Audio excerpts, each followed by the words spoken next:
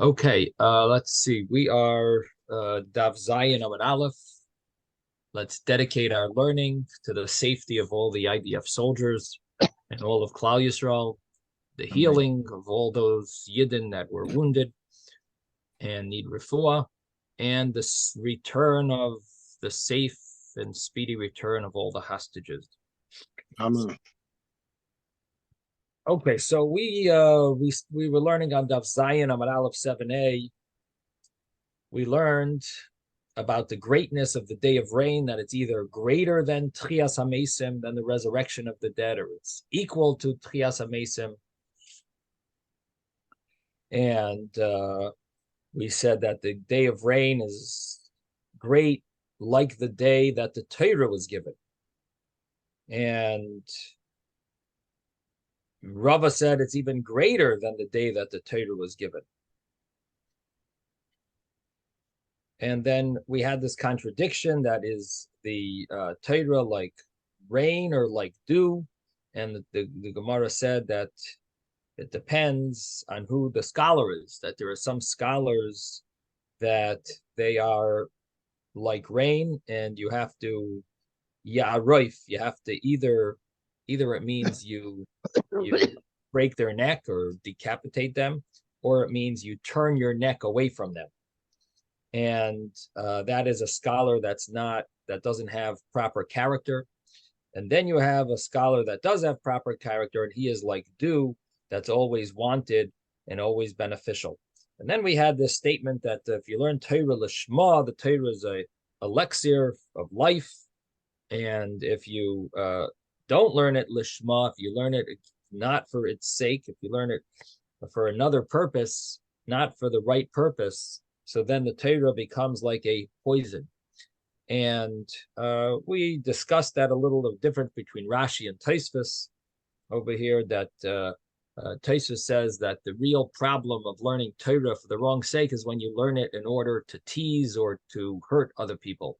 But if you learn it to become a scholar, people should respect you for honor, it's not the highest level, but it's not considered poisonous. Rashi argues with that, and he said, yes, that is considered poisonous, that you have to learn it for the right purpose, to get, because Hashem commanded you. And we talked a little about the different, according to the Ariya Kodesh, that really Lashma is to connect to Hashem, L'davka ba, it means to connect to Hashem. You're learning Torah for the purpose of being able to connect to Hashem on the highest level. This is the Chachma, the wisdom of Hashem, and we're able to connect to Hashem, and a very strong attachment by learning Torah. So that should be the highest level of learning. And we also mentioned that there's another inyan that's mentioned as well in Lishma, which means to bring greatness to the Torah, Lahagdal Torah Ladira, that some say that's what Lishma means. And the truth is, there's a source for that as well in the Rishonim, because the Rush does bring such a term, not here, brings it in the Durham. He does bring a concept of making the Torah beautiful. By learning Torah, you can beautify the Torah, and therefore, that could be maybe the meaning of Lishma for its sake. But in any event, there's a discussion as well. Is it considered Lishma if you enjoy the spiritual, the spiritual enlightenment of the learning? Is that considered learning for the right purpose? In other words, if you enjoy your learning. Now, if you just enjoy intellectual stimulation, like you would enjoy math, or you enjoy science, or you enjoy Torah, that would not be Lishma. But there is discussion, if you enjoy, maybe if you could explain it a little more spiritual, but you're enjoying it, would that be considered that you're learning for the wrong purpose or for the right purpose? So it's discussed in the famous Sefer on Shabbos, the Sefer called Eglei Tal, in his Hakdam, in his introduction, he talks about this at length. If that's considered a problem, he wants to claim that it's the highest level of learning. You should enjoy every moment of your learning. That your learning should be an enjoyment, and that is lishma. It's not a question if that's okay. That is the highest level to to be passionate about it and enjoy the depth and the insight and the inspiration to enjoy it. That is lishma. So he wants to claim that that's really a fulfillment of learning Torah for the right purpose. But I don't know if everyone agrees exactly with saying that that's the highest level. I mean, there's this that seems to be maybe another way of looking at that. Maybe it's not a problem to learn it that way. Again, we said that the Gemara says and elsewhere in Psachim it does say that it's important to learn even Shaloi Lishma, Mitoich Shaloi Lishma, Bolishma. So even if a person learns not exactly for Lishma, for the highest level, for its own sake, but there's still it's still a good thing, and a person should always do it. It says Lo'ilam, even a person should do it. Preferably, we start children learning that way. They learn for rewards. They learn for they get prizes, and so it's it's not a problem to learn that way. Again, it's not the worst type of learning, which is according to Rashi, is if you learn for honor or you learn for. Taisa says if you learn to hurt other people, to tease people, or to prove people wrong, but nevertheless, there is discussion about it, about the enjoyment that a person has from the learning. Would that be a problem, or would that be the highest level? And I should also mention that there is a point mentioned in different places in Hasidic writings that mitoich shaloi lishma balishma. The Gemara says that a person should learn you should even learn if it's not the right purpose, because from the learning for the wrong purpose, it'll lead to learning the right purpose. So it's brought in. That's what the Gemara says. Now it's brought in Hasidic writings that there's a deeper way of translating that a little differently, and that is mitoich shaloi lishma. Deep down inside your negative intent, there is an intent that's positive. That if you dig a little deeper, in other words, your intent of learning, okay, you want maybe for you're enjoying it, you're learning for maybe to become to get honor, you're learning for maybe you're learning maybe not for exactly for Hashem, you're used to it. But you learn out of road a little. You're used to it. It's mitzvahs anoshim alumada. So maybe your learning is not exactly for the right purpose, but inside your shaloi lishma mitoich, from within that negative intent, or that you don't deep down, there's a little positive intent there. Mitoich shaloi lishma balishma. There's a lishma inside there that's deep down, that's hidden, that you really want to connect to Hashem. So ultimately, there's an element of wanting to connect to Hashem. It's just hidden. It's hidden over with the other elements as well. But deep down, every Yid, of course, wants to serve Hashem properly. So mitoich shaloi lishma, within the shaloi lishma, bal lishma, the lishma comes there as well, and it's there, and therefore the shaloi lishma is not so negative, because there really is a lishma deep down. Our job is to reveal it more and make it more clear in our minds. That's why we are learning. Then the Gemara mentioned that the Torah is that the Torah is like or a person is like a tree of the field. And what did it mean that a person is like the tree of the field? So the Gemara explained it meant that just like trees, there's different types of trees. You have a fruit tree and you have a non-fruit tree. In halacha, it's a major difference. So the same thing is with people, with Talmidei Chachamim, with scholars. There's a fruit tree that you're not allowed to cut down. You should eat its fruit. You should learn from that person. If it's a scholar that's not refined, doesn't have proper character, so him you should leave. Literally means him you should destroy and cut him down. But obviously you have to understand it to mean, it doesn't mean literally, but it means that you would leave him and learn from someone else. him you would leave and learn from another scholar. And the reason why does the Gemara learn that? Because a person is similar to, as the verse says, Adam eitz hasada. Ki Adam eitz hasada. Now the verse is talking about a fruit tree that you're not allowed to cut down when the time of war and a time of siege.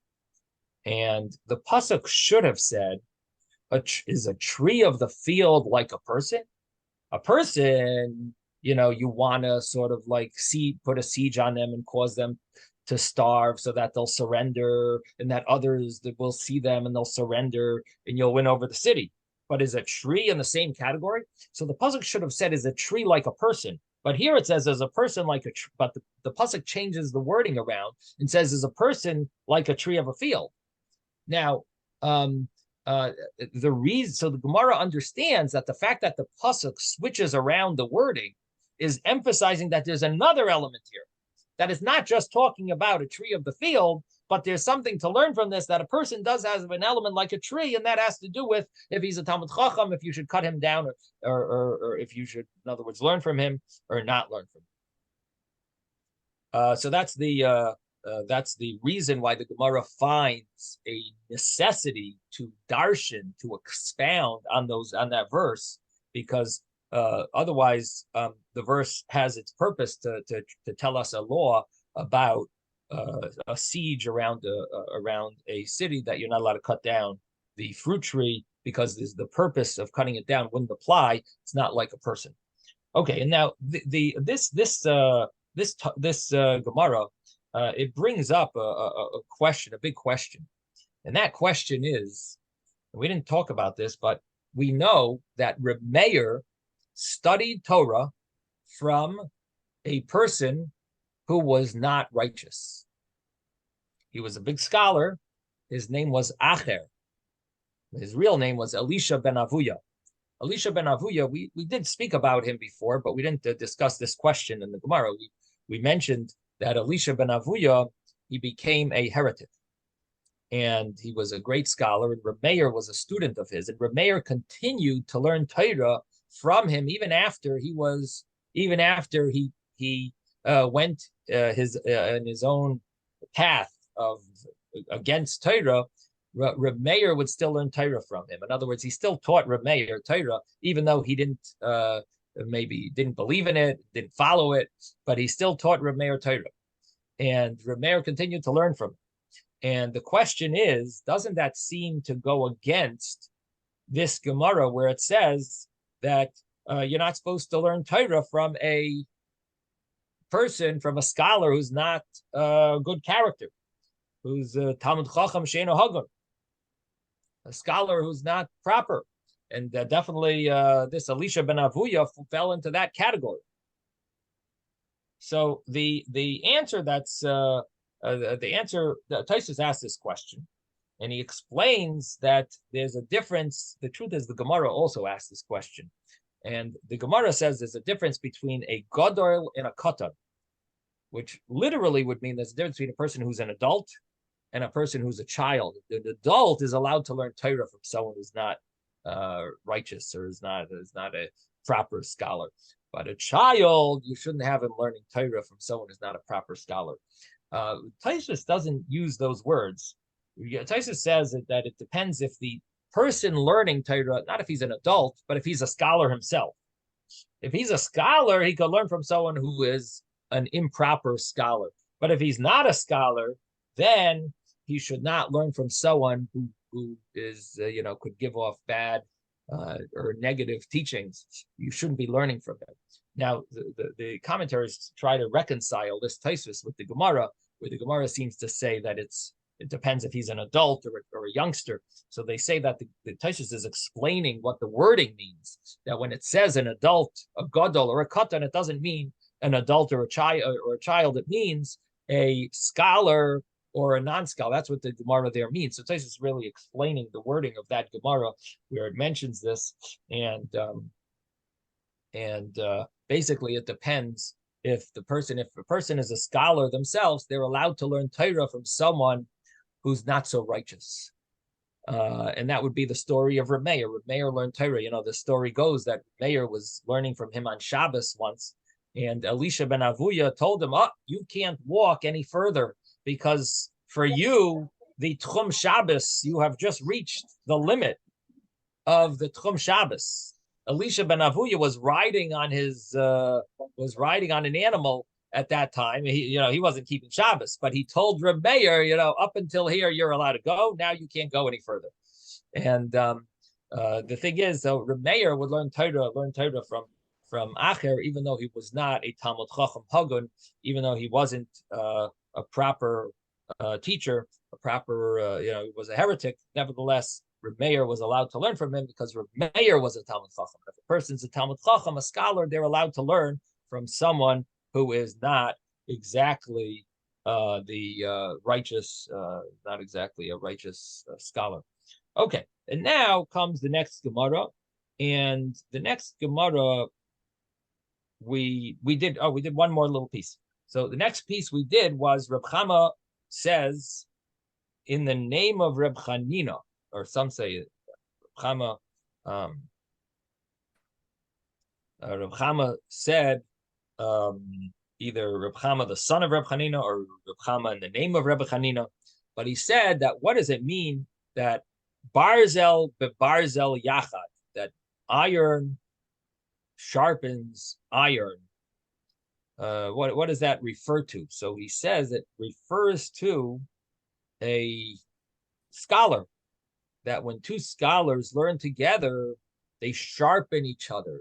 Just like iron sharpens iron, so also two scholars, it's referring to a scholar, that they are similar to barzel, to iron, that they sharpen each other, and that it's beneficial to them to learn two scholars together. Now, this Gemara, the commentaries try to figure out what is the connection between this Gemara and the previous Gemaras. The previous Gemaras were talking about learning from a proper scholar, and if you don't have a proper scholar to learn from, you shouldn't learn from them. And it mentioned how Torah is similar to water, to rain, to dew, and the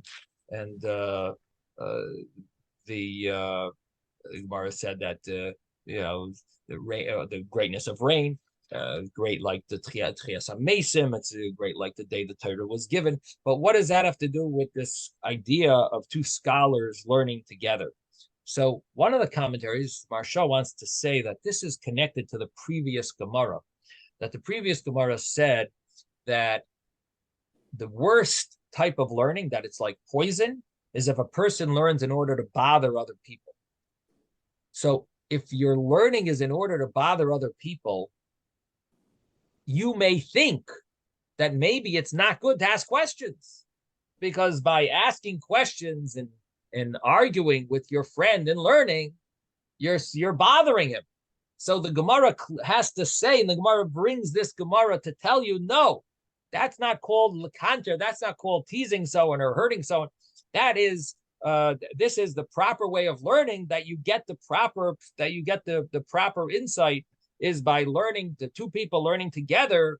That is a appropriate way of learning, and you actually sharpen each other and benefit each other. And so therefore, when it says that you shouldn't learn shaloi lishma for not the right purpose, and that's when you learn to hurt someone, that doesn't apply. That doesn't mean that you shouldn't speak out your thoughts and your questions, which might prove the other rabbi wrong, or the other scholar, the other student, or whoever you're learning with, even though it's going to prove them wrong, or it's going to make them think deeper. But that's not called lakanta. That's not a problem. This is the right way of learning, and this is the appropriate way of learning. Another thought of this Gemara could be, and I mentioned it when we learned it, that maybe it's connected to the previous Gemara, because the previous Gemara emphasized to have the right character. Maybe when you learn with a chavrusa, it's humbling sometimes, because if you say something wrong, he's gonna catch you on it, or you'll catch him on something. So it's a little more humbling And in order to learn with someone, you do need to accept a little level of humility to be able to do it. And that, I guess, would be connected to the Gemara before about the Talmud Chacham Hogun, that person should strive to have proper character. Now, that was just a little thought of, I didn't see that anywhere, but that's just maybe another thought of the connection with that Gemara and the previous Gemara. Ready? Yeah. I don't have the source that he had. Rabbi Shapiro gave a word a long time ago. When we say that parak in the Mishnah about Talmidei Chacham bring shalom to the world. Yeah. What does Talmidei Chacham learning having to do with shalom in the world? Right. So he said this. There's a certain amount of energy in our universe that is milchama energy, battling energy that has to be exercised. It has to come out, it has to go through nature in order to keep the balance correctly. When you don't have milchemas Torah, did you just freeze? Yeah, he just froze. You just froze. I think we've said that before. Anyway, Isaac, I think we've mentioned that insight about the scholars, which I guess you're emphasizing here, because we're talking about two scholars learning together and arguing. So it's like they're bringing right, they're fulfilling. right. Yeah, very nice. Okay, nice little point over there. I did want to mention there's one other insight. Thank you, Isaac, by the way. It's a good vart. It's a very good, nice vart. And we have mentioned it before. There is another little point over here that possibly the connection is, we just mentioned that you're supposed to find a proper scholar to learn from. So the Gemara is saying, but if you don't find another scholar to learn from, you could just pick a chavrusa. That it's still appropriate. Don't think to sit back and don't learn. You could have a chavrusa, even though chavrusa is not the necessarily the most righteous or the highest level. You didn't find that for a teacher, so you'll have him as a chavrusa, as a friend, as a study partner. That's okay. So that's what the Gemara is really saying, that you could have a friend, and because you couldn't find a teacher, so you should find a chavrusa, a study partner. Okay, now we're up to the new Gemara. Let me tell you where we are. We're on page 7a. And the new Gemara starts with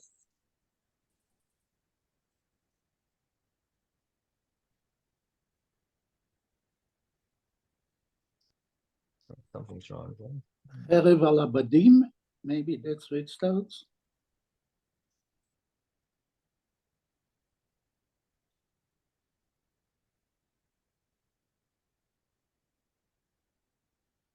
Amar Rabba bar Chana Lama Nimshalu Divrei Torah Ke'esh.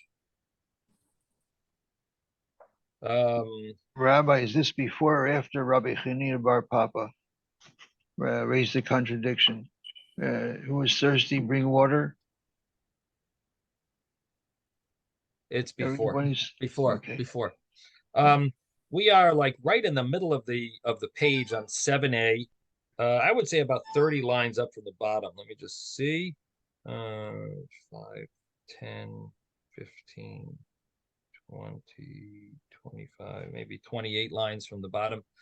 In the Steinsaltz, it's the last line on the bottom on 30. 7a, page 7a. It's the third medium-sized line. In the art scroll, let me tell you. In the art scroll, we are on 7A2.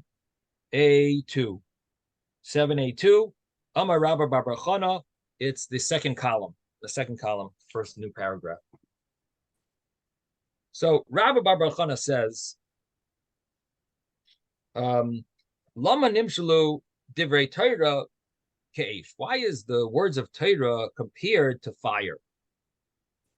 Shenemar, as it says, Haloi koi dvarai ke'esh no Hashem. Behold, my word is like fire, says Hashem. So what does that mean? That Hashem's teaching is like fire. This teaches you ma eish eno doilek yechidi, just like a fire will not ignite alone. You need a few pieces of wood to rub against each other to make a fire. Also, the words of Torah do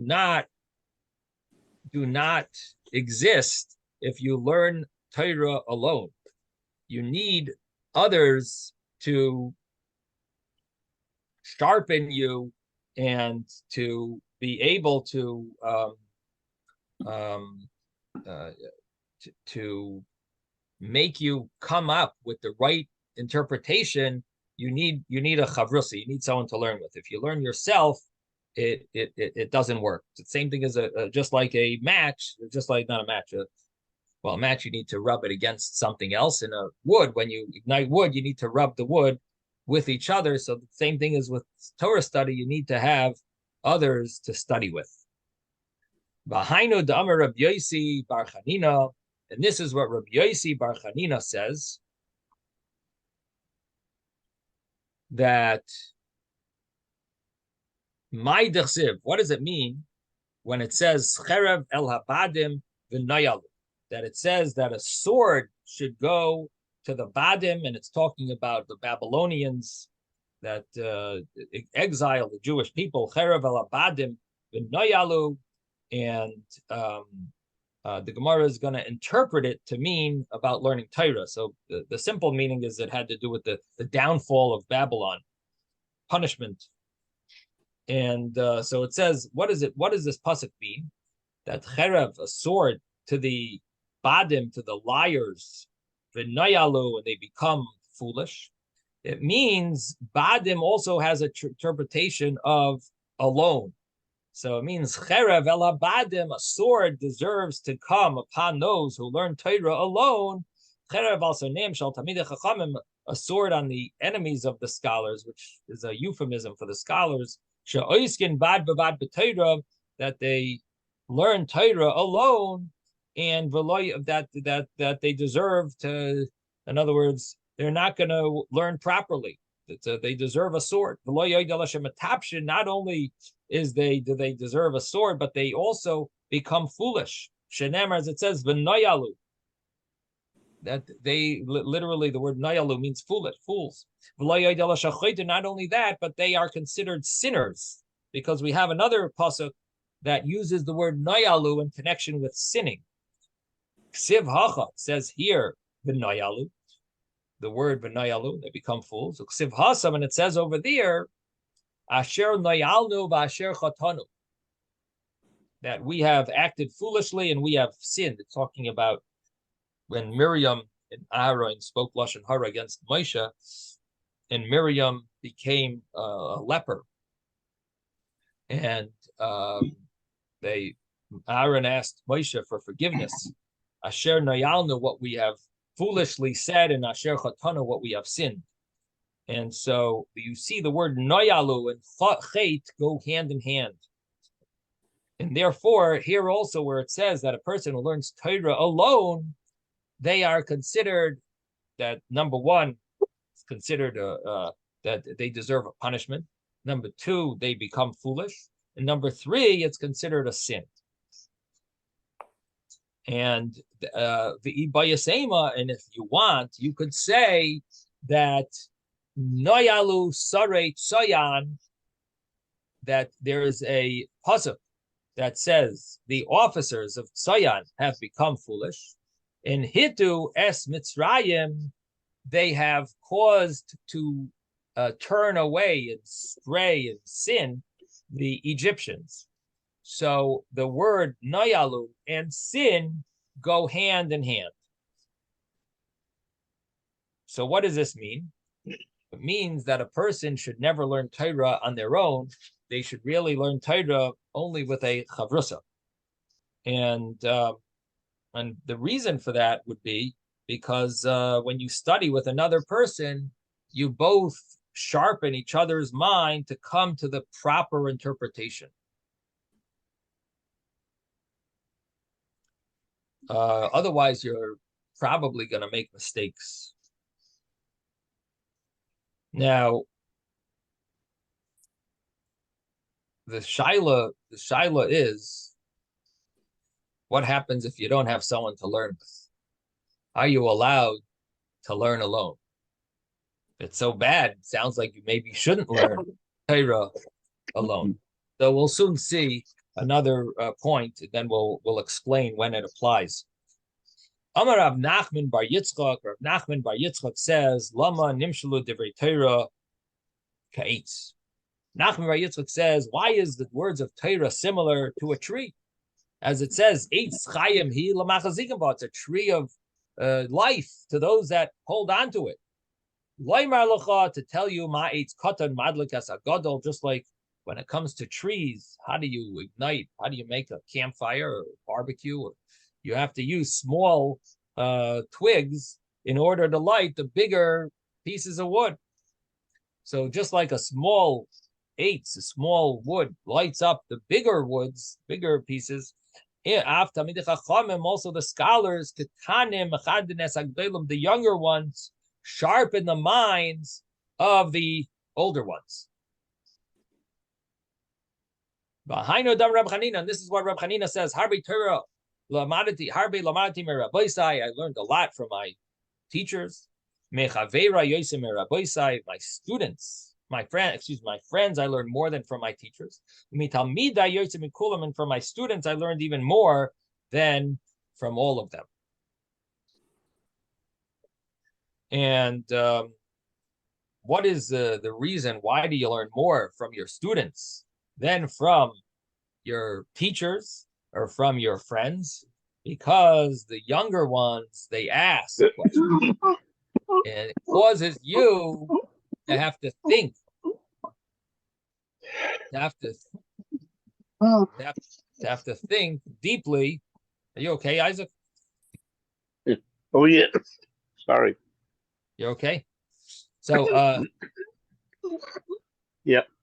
Just need to, oh, good, bro. So when it comes to learning Torah, it says you actually learn more from your students than from your teachers. How could that be? Because from your teachers, you get the general knowledge. But from your students, it causes you to think deeper until to come up with an answer. You have to get to the bottom of it. You have to get the root of the problem. You get the yasoid, the essence. So questions cause you to get to the essence of something, and that's the greatness of having students, that they ask questions, and you're able to understand it. You have a deeper understanding of it because of in order to answer their questions. And this sort of proves wrong anyone who thinks that they're going to teach without encouraging the questions. Then they miss the whole benefit of having students. The whole point is that it causes you to bring out the depths, the essence of the teaching. So this is the idea of a small piece of wood that ignites the larger piece of wood. And how Torah is compared to that. Rebbe Chanina bar Papa Rami. Rebbe Chanina bar Papa, he found a contradiction. He asked this contradiction. Ksiv, it says, Lekras Sameh Heisayu Mayim. Towards a thirsty person, bring water.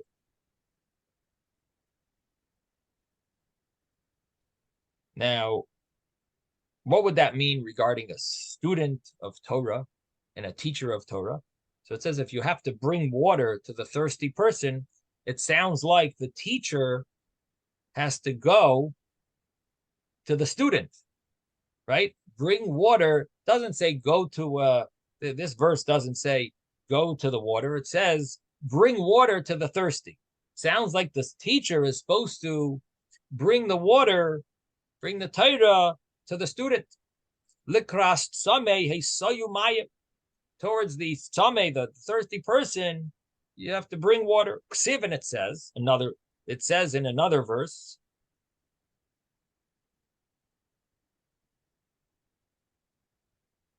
they're both in Yeshaya, but many paragraphs, many chapters separate between these two verses. So it says in this other verse, "Hoi kol tzamei l'chulamai." Hoi means hello. It means like it's a way of getting someone's attention. Hoi kol tzamei l'chulamayim. Every thirsty person, go and go to the water, and that sounds like a student should go themselves to the teacher.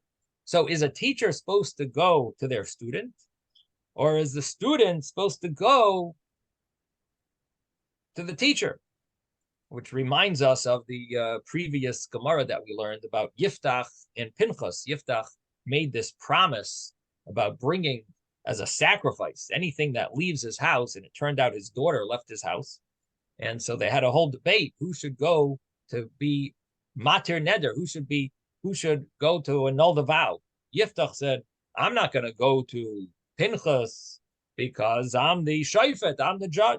Pinchas said, I'm not going to go to Yiftach because I'm the Kohen Gadol, or the Navi. I'm the Navi. I shouldn't go to him. So it ended up that the terrible thing happened, that they either killed her or she was never able to live out her life properly. But basically, here is the same question: who should go to who? You're a teacher. Should you go to your students, or should you wait for your students to come to you? So Rabbi Hanina bar Papa, he has this contradiction. It says two sources in Torah. One, it says you go to your student. The other one is your student should be coming to you. So the Gemara, the answer is, the Gemara answers this: Im Talmud Chach, Im Talmud Haganu. If the student has proper character, Likras Tzamei Heisayu Moyim, you bring water to him. But if the student is not righteous, then the student should go to the teacher. And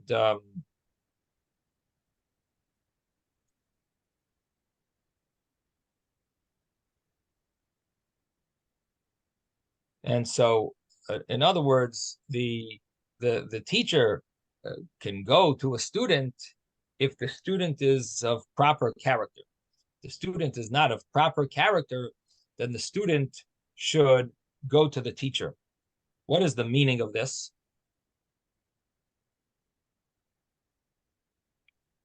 Any thoughts?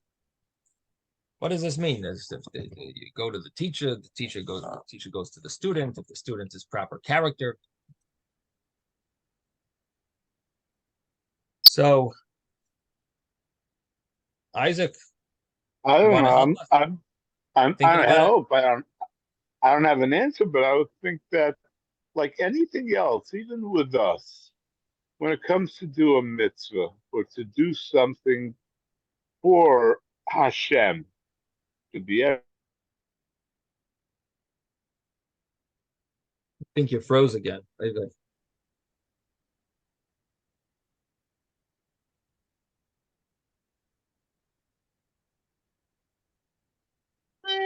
little bit leaning forward to do it, and then we get a boost from Hashem, which carries us up a little higher, and then we look back, we did it, Baruch Hashem. But the point is, we still have to start the process on doing a mitzvah. So a good point. In other words, there's a concept of who's initiating it. And what it seems from this Gemara is that it generally is better for the individual who's receiving to initiate in order to be more receptive. If he initiates it, he'll be more receptive. So the Gemara is telling us that if you go and teach people that are not really asking for it, they're not going to be as receptive. And therefore, only if they're a scholar, if they're a student that's righteous, he'll be receptive. Him you could teach even if you go to him. You go to him, teach him. But if not, it's better if you wait and let him come to you, because he'll be much more receptive of the learning, because he wants it. He's hungry. He's coming to you. He did the initial step, and this is a big debate among all. We do all this outreach, and the question is, should you be giving this stuff free to these people who you're, like giving someone a free pair of tefillin, right? The question is, maybe it's better for them to pay a little for it, because if they pay for it, they'll actually make sure to wear it every day. They paid for it. If they don't, then, maybe they'll wear it every day, but maybe not. But the thing is, then you're stuck, because you have the other side of the thing. If they have to pay for it, they're not going to buy it, because they don't have any money, or they have very little money, or they don't understand the real value of it. Maybe they don't understand fully. They're willing to put it on. So this is a question we always have. Like, should we be initiating these things? If the recipient might not be as receptive, or might never really understand the value. It's a big debate. I remember in Eretz Yisrael, we used to give out to the Russians these little booklets. So the booklets must have costed a few dollars each. So we used to give them out. Only they had to pay like a fraction of what it costs, maybe like a shekel. This costs a shekel. Really, it costs like $5. But we charged the shekel just so that it showed that they had some type of initiation on their part, in order for them to be, that they're going to want to read it. If they pay for it, they'll actually acknowledge it and accept its value. Yes, David. I put in a book, and I was not going to put a price on it, but they told me, put a price on it. This way, when you give it to somebody, even if you give it for free, they'll see that there's a value, that it says like a 1095, so that they'll feel there's some kind of a value for it. Otherwise, if you don't put a cost on it, it looks like it's not worth anything. Right. And the same thing if you ask for like $1, $5 on a $20 object. The same thing, they'll feel more invested in it. Right. Anyway, so there is always this debate, but then again, there's the other side as well, that if you charge for certain things, then people might not, you might push some people away. Some people will get pushed away. I remember someone once had a debate with me, says, you people in Lubavitch, you go into the streets and find people to try to encourage them to become frum. He says, we don't go out. If they come here, okay, we'll help them. I'll learn with them a little Torah. But I don't go out to. I'm not going out to initiate. To encourage people to come from. If they come here, then fine. Then they've come to me.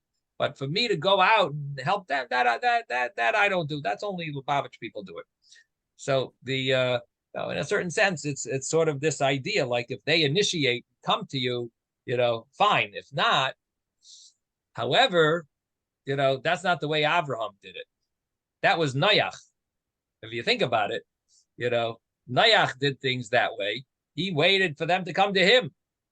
And Noach was not considered so righteous in other generations, in his own generation, he was better than the other people. But the fact is, he didn't daven for his people.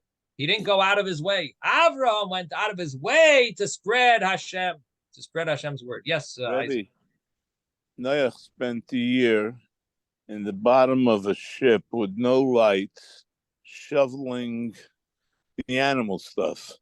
So that's what he got. That's what he got. That's what he got.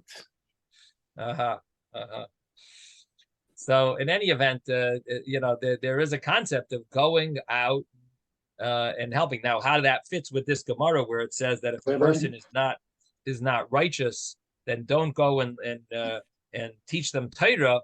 it seems that that would apply to maybe to specifically Torah study, but to go and awaken people to learn to to go and initiate and have them do mitzvahs or speak to them about it, or even speak to them about learning Torah. That's okay. The actual learning, they should make some type of a step maybe in that direction. Yes, Ben. I wanted to say that I get from it, in Talmid Gunhu, if he's honest and decent, teach him Torah. If he is not, don't teach him Torah. Don't give him the water. Don't get him to the water, because he's going to use it the wrong way. Mm-hmm. But the contradiction of the verses in this specific Gemara that we're talking about, the contradiction of the verses in this Gemara was, one was you go to him, and the other is he goes to you. It wasn't don't teach him Torah. It was who goes to who. That was the question. This is Rabbi Chanina bar Papa, Rami, that Gemara. Okay, but the right thing is, if Talmid Agunu, if he is decent and honest, then then you go and bring him water. And if not, Atehu is given water. Right. He tell you mayim. But if not, then it's called sameh l'chula mayim. Let him come to you for the water. So you're still going to have to teach it to him, but he comes to you and you teach it to him, even if he's not hagun. It says oi, means it's not good. Hoi called sameh l'chula mayim, not hoi.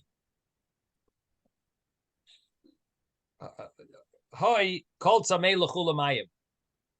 I thought it means not to give him the water. No, it means he should come to you and get the water from you, rather than you going and giving it to him. Oh, okay. Hoi means come to you. No, the literal translation of hoi is some type of a wake up, getting someone's attention. Like there's it's like hello, Okay. Hoi, kol tzamei l'chol hamayim. Everyone who's thirsty should come and get water. Okay, Rabbi Chanina bar Chama, Rami. Rabbi Chanina bar Chama, it's another Rabbi Chanina. The other one was Rabbi Chanina bar Papa. Here's Rabbi Chanina bar Chama. He said, Rami, there's a contradiction. He found a contradiction. It says, Ksiv yafutza menasecha chutza. Your well springs should spread outside. Uksiv, and it says, Yu l'chol abadecha. It should be for you alone. Don't teach. So here it says, Im Talmud Hagunhu. If it's a proper student, Yafutzu Menesecha Chutza, you should teach him. Bim Lav, but if not, he's not of proper character, Yu l'chol abadecha. You should keep what you have for yourself and don't teach it to someone who acts improperly. And this is more what, Ben, maybe I think you were on this Gemara. That's the way I understand. This is the Gemara. So we were on the previous Gemara. In the previous Gemara, we emphasized that you do teach him. This is taking a slightly different path, this Gemara, and this is a different opinion. This is we had previously Reb Chanina bar Papa, and here is Reb Chanina bar Chama. Oh, okay.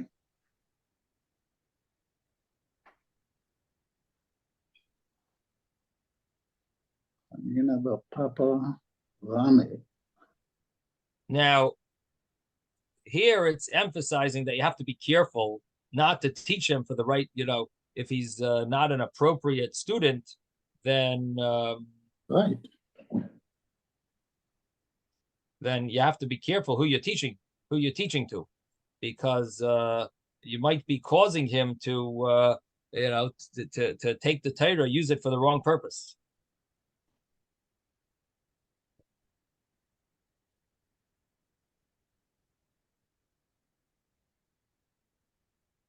The next Gemara, V'amar Reb Chanina bar Idi. Reb Chanina bar Idi says, Lama nimshalu. Why is it similar? Why is it compared? Divrei Torah lamayim. Torah to water. The chsiv, as it says, hoi kol tzamei l'chu lamayim. Everyone thirsty should go to get to water, and which we said means Torah. By the way, it's based on a pasuk where it says, "V'loy tzamei lamayim kiyim l'shmayas divrei Hashem." Loy ra'iv lalechem. The whole pasuk is loy ra'iv lalechem. He's not hungry for bread. V'loy tzamei lamayim. He's not thirsty for water. Kiyim l'shmayas divrei Hashem. Rather, he's interested in hearing the word of Hashem, which is a pasuk that really refers to the entire world today. That people have food, they have water, they have drink, they have abundance even, but they're hungry for some inspiration, some spiritual inspiration from the word of Hashem. That's what they're hungry for. And that pasuk in the Nevi'im, Ksuvim, I think it's in Amos.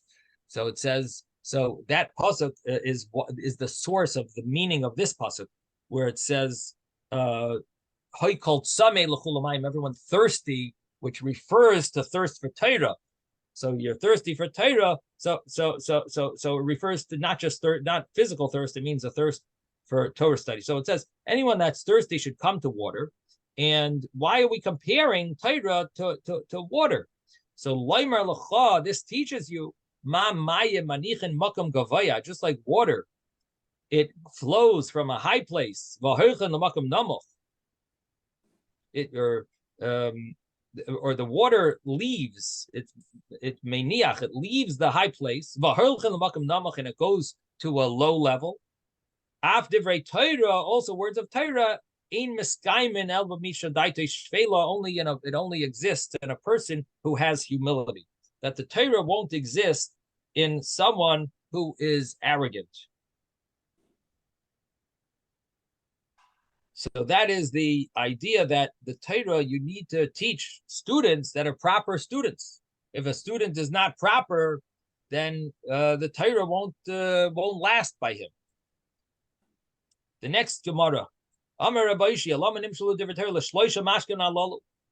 Why is the words of Torah compared to these three drinks?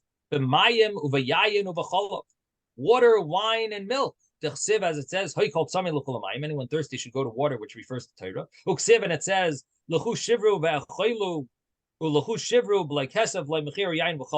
says, go buy and eat, and go buy without money and without cost, yayin v'chalav, wine and milk. Now, what doesn't cost any money?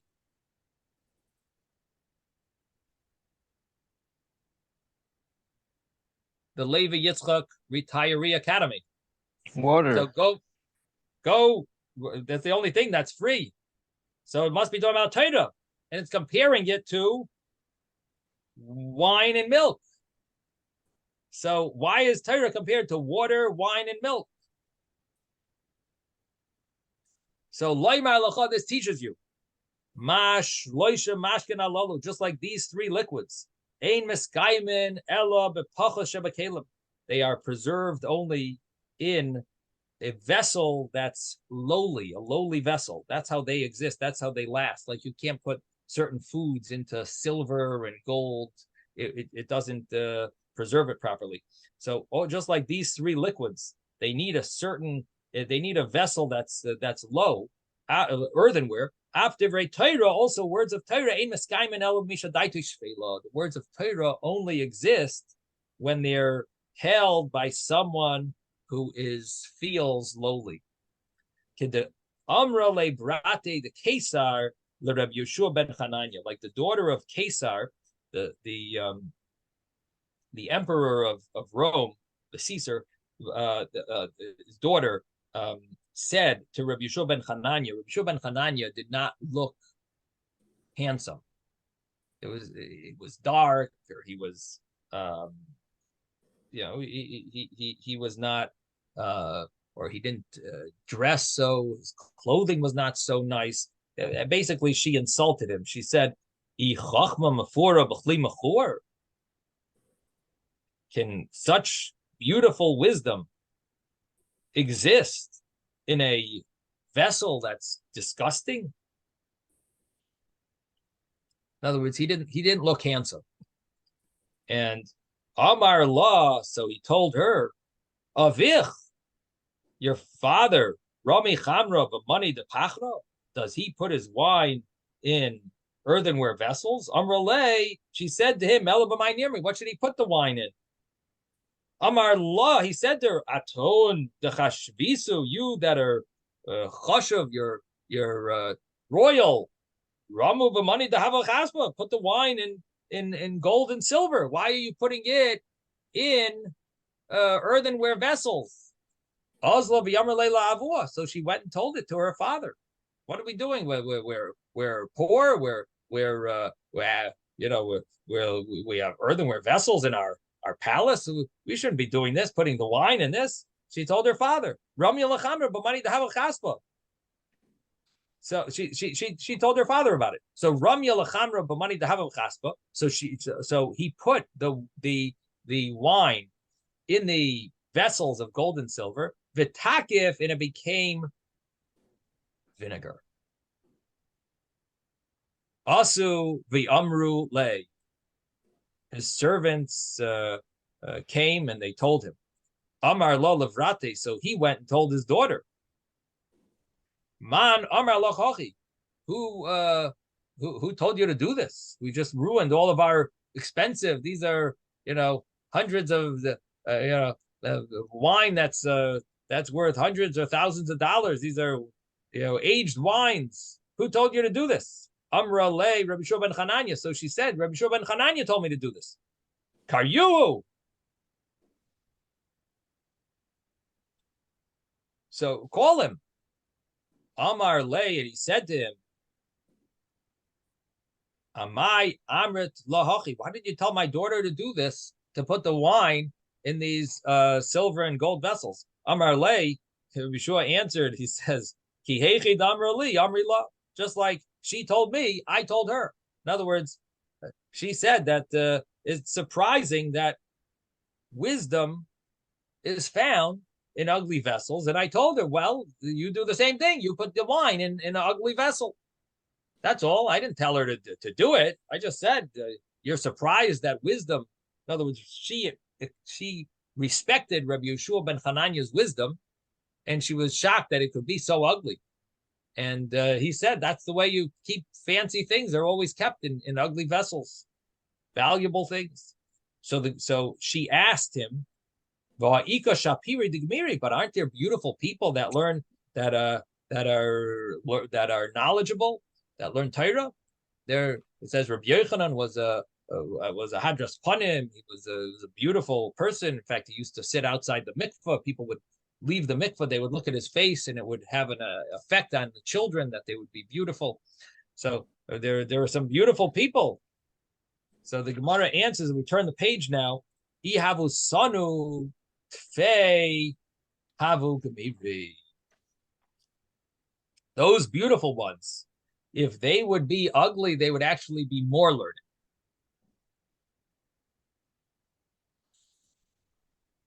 Or another pshat is, if they would hate their beauty, in other words, they wouldn't appreciate, if they would